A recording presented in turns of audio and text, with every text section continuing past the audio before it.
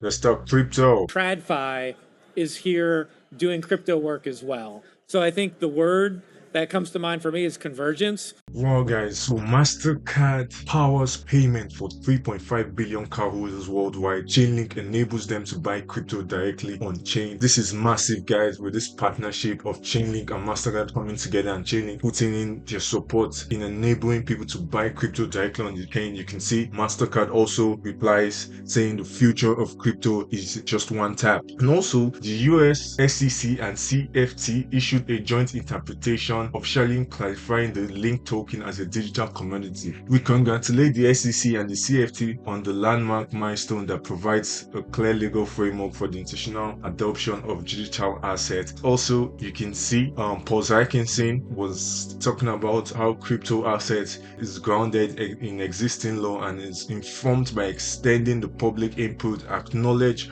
what the former administration to recognize most crypto assets are not themselves as security. Let's listen to what Paul Ziekenstein says. So today, I'm pleased to announce that the SEC's persistent failure to provide clarity on this question is over.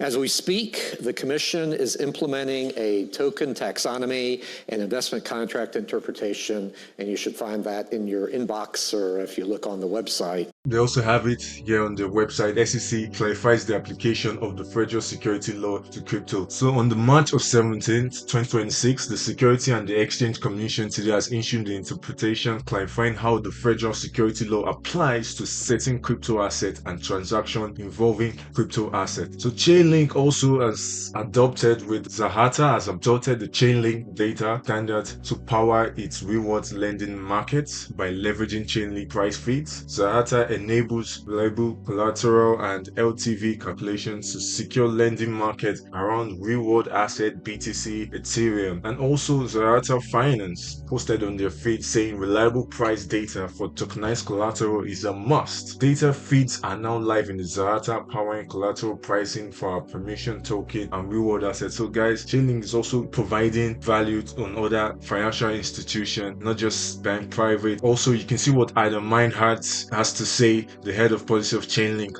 What does it mean to have Link and Chainlink as such an important instrumental piece in the entire DC blockchain complex? I mean, really as a company, we've talked about this, is being effectively the infrastructure that connects DeFi, governments, TradFi to various blockchain technologies. It's fitting that we play a similar role in DC.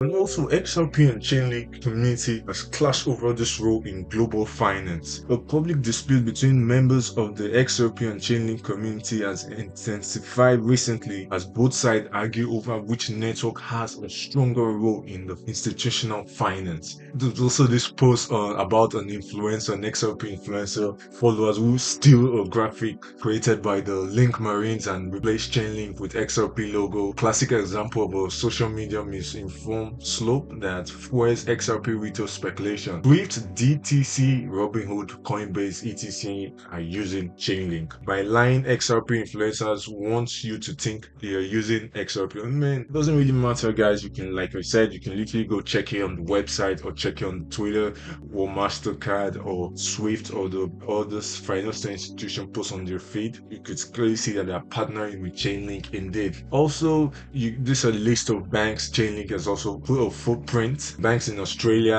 also Colombia, you have there Bank Colombia and France, BNP, and also Central Bank of Brazil, also and the Deutsche Bundesbank, Emirates, FTC Russell, Hong Kong Monetary Authority, also SBI Bank, Swift, Belgium, and also UBS, Switzerland, and the US Department of Commerce. So Chainlink has actually expanded its reach across banks, central banks and financial markets. Chainlink is gaining a broader role in the financial through projects with commercial lenders, central banks, and cross-settlement network. It works with SWIFT and all these other financial institutions. And also, like now for Brazil, Chainlink is working with the central bank in phase 2 of the Detroit pilot, where it supported a cross-border trade settlement test between Brazil's top bank and the Hong Kong monetary authorities. While all Hong Kong also features in another institution case scenario, the phase 2 result for the EHKD program, including